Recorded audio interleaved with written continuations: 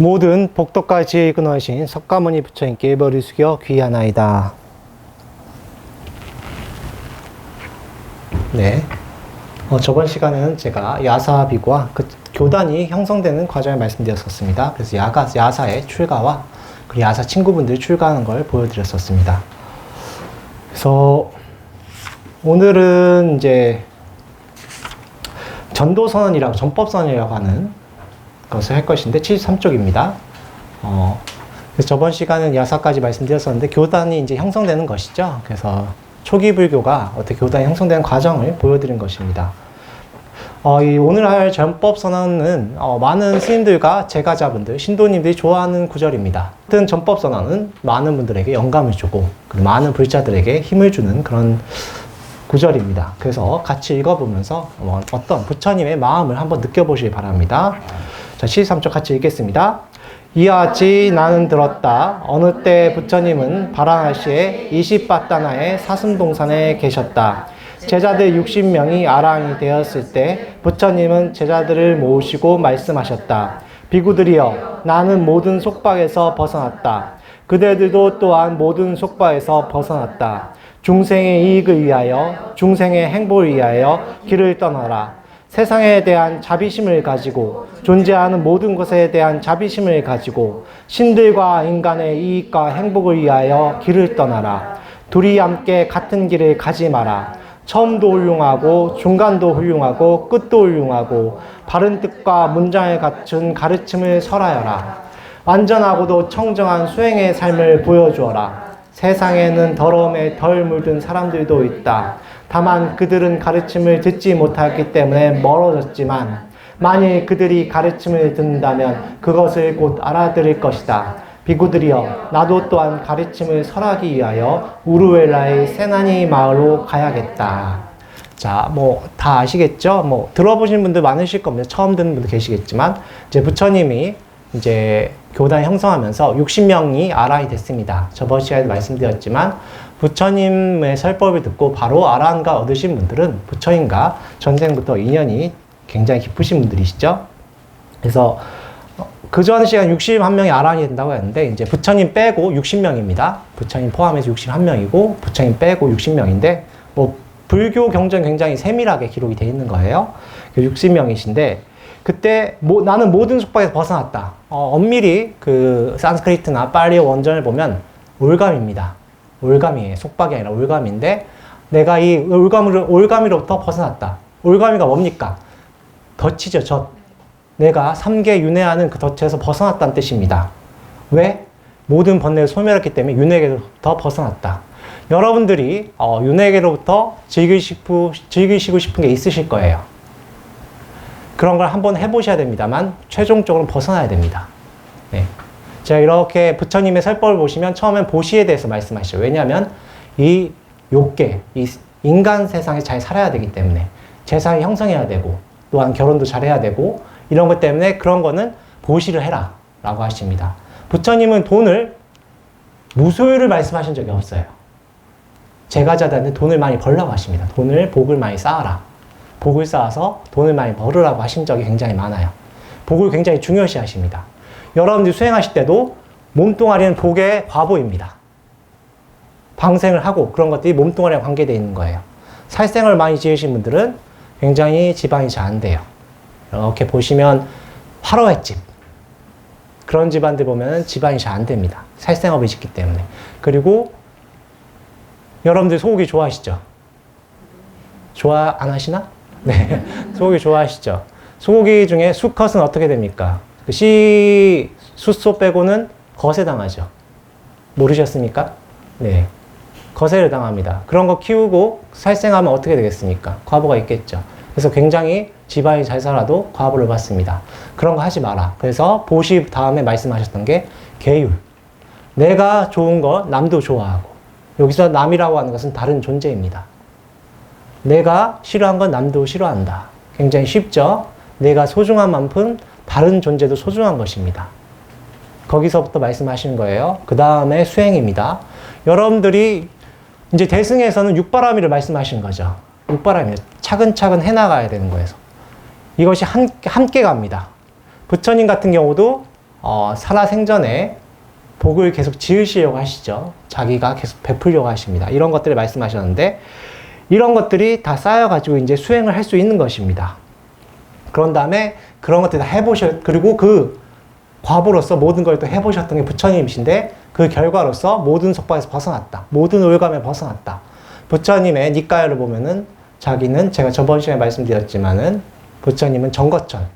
거기에 태어나시면 다음 생에 바로 열반이 될 수 있는 정거천 빼고는 다 가보셨다고 하십니다. 거기서도 벗어났고, 여러분도 또한 벗어났다.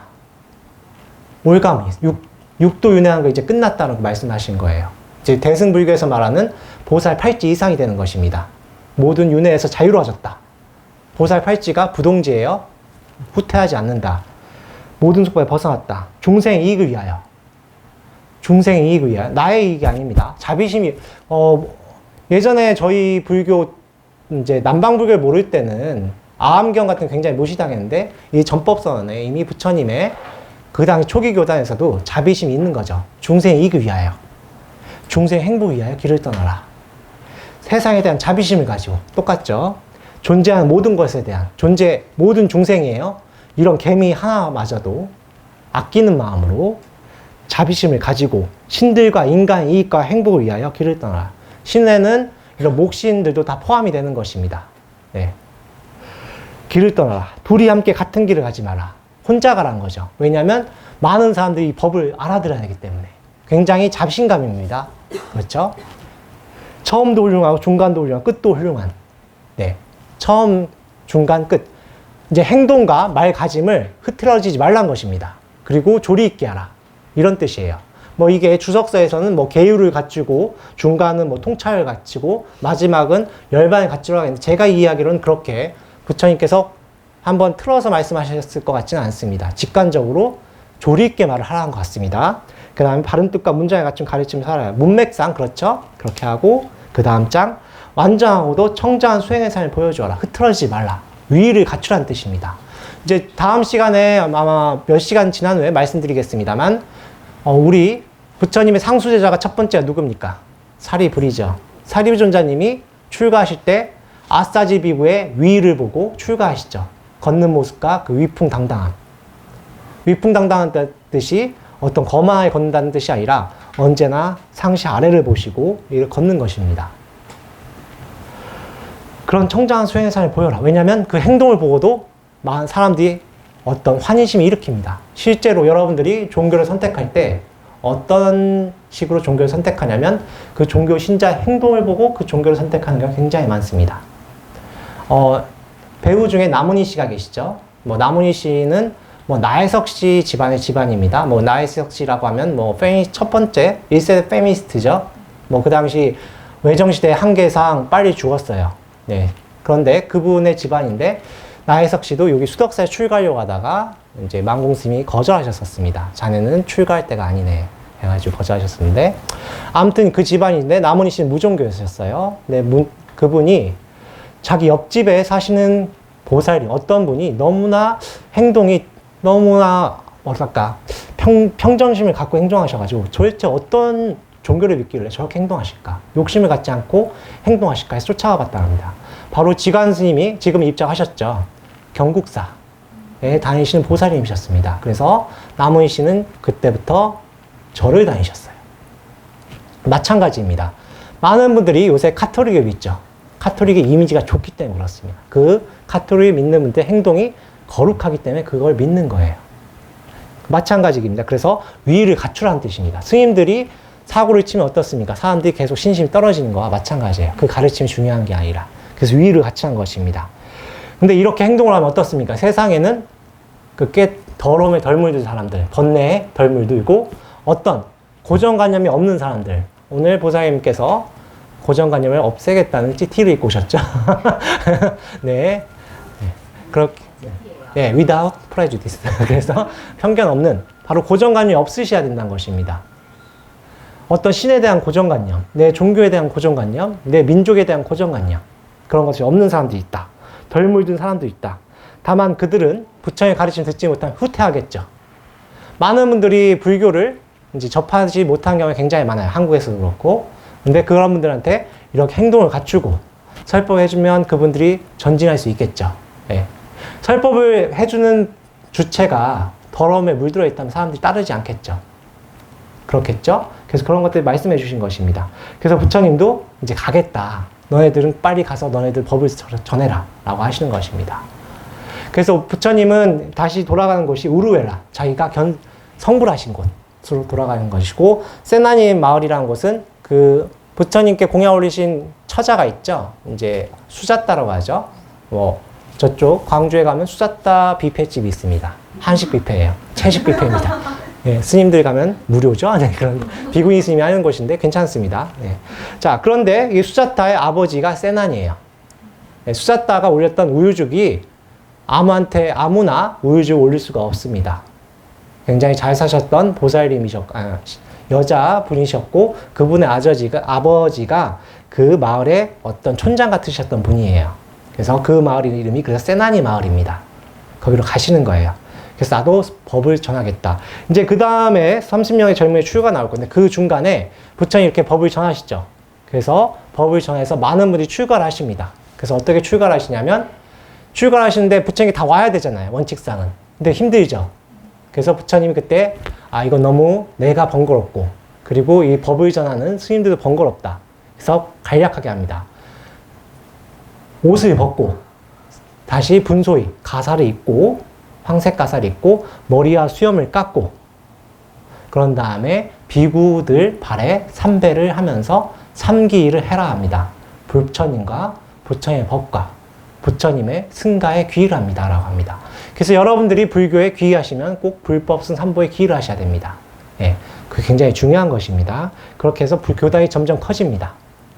그런 다음에 이제 부처님이 그 세나니 마을로 가는 길입니다. 그거에 또 같이 읽겠습니다.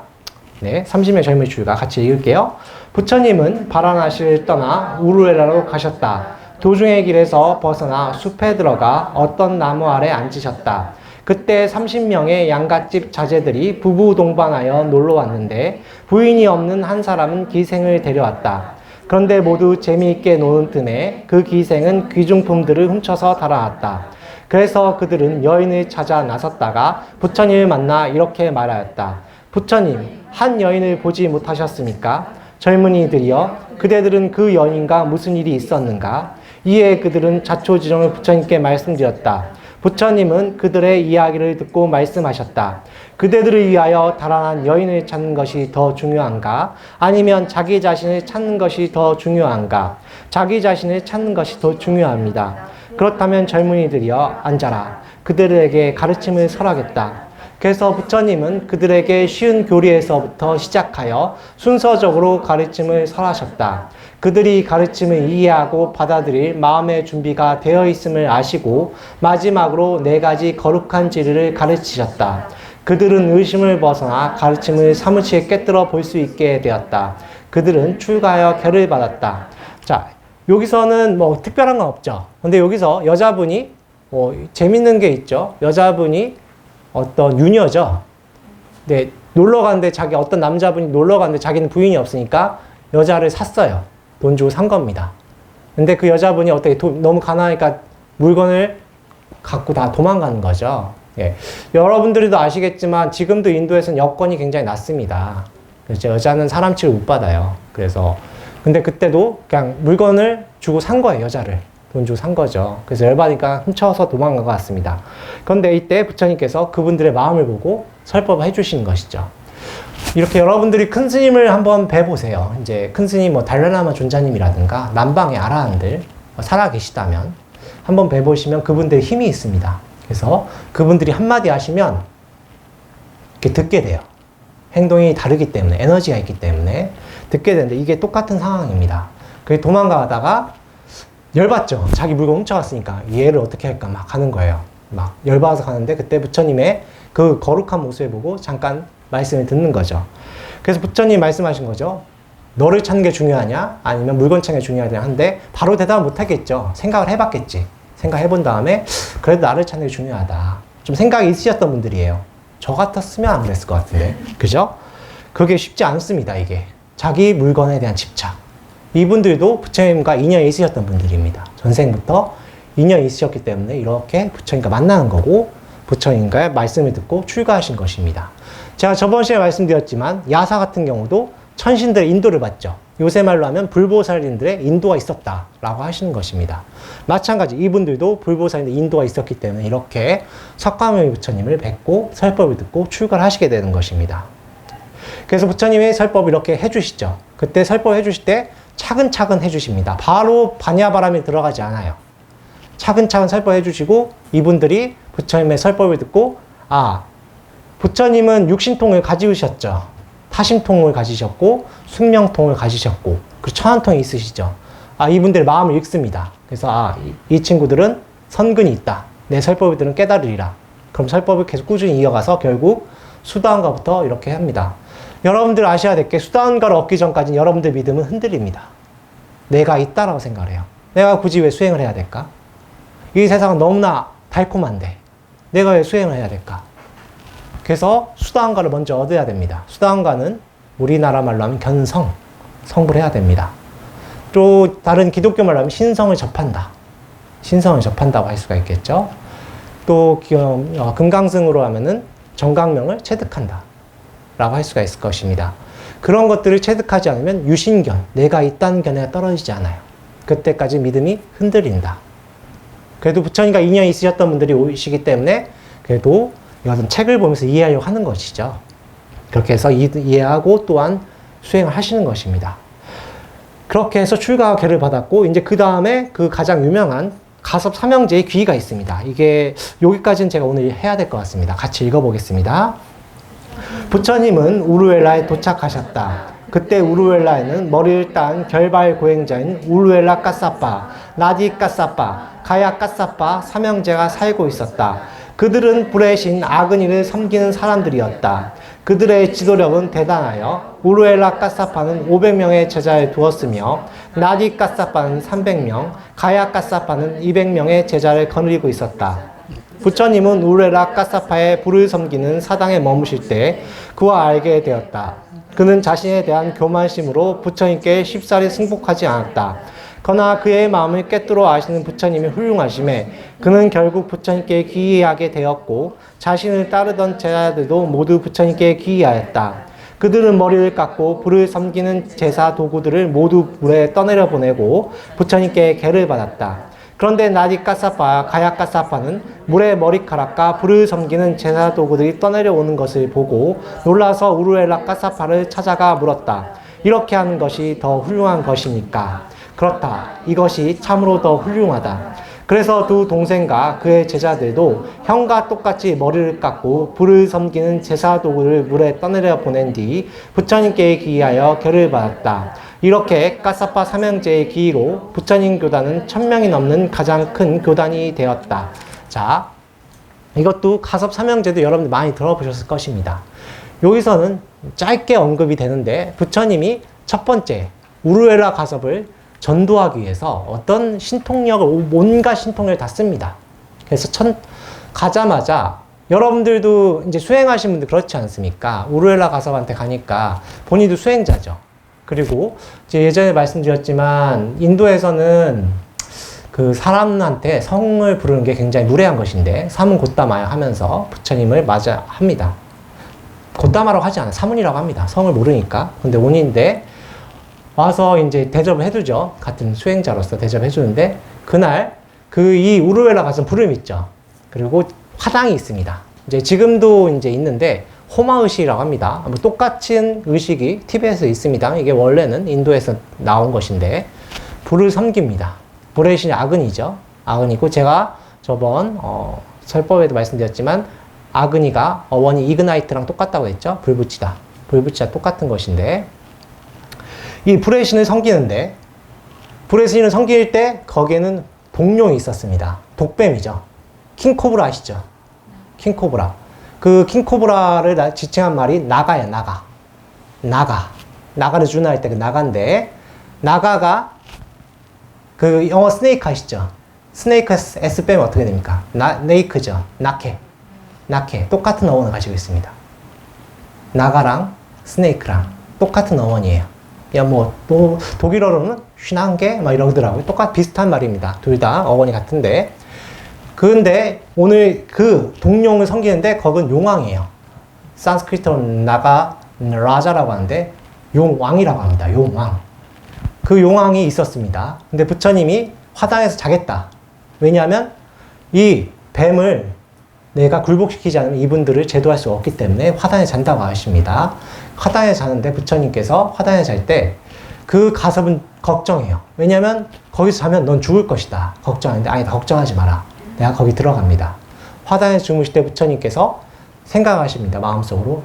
이 뱀을 굴복시키기 위해서는 골수와 뼈를 다치지 않고 어떻게 굴복시킬까 하기 위해서는 내가 신통을 부려야 되겠다 해서 화강산매에 들어가십니다. 자기가 불을 내뿜으세요. 그래서 독뱀이 용왕이 굴복합니다. 그래서 그 다음날 우리 우르웨라 가섭한테 그 뱀을 보여줍니다. 어떻게? 바로에 담아서 보여줍니다. 킹코브라 얼마나 큽니까? 그래서 그걸 그 바로에 담아서 보여주니까 가섭이 속으로 어떻게 생각하냐면 굴복을 절대 안 해요. 이분은 정말 뛰어나시다라고 생각하시는데 뛰어나지만 그래도 성자는 아니다. 열반에 도달한 사람이 아니다라고 하십니다. 그래서 그 다음날에 또 어떤 신통을 부리시냐면 사천왕이 찾아옵니다.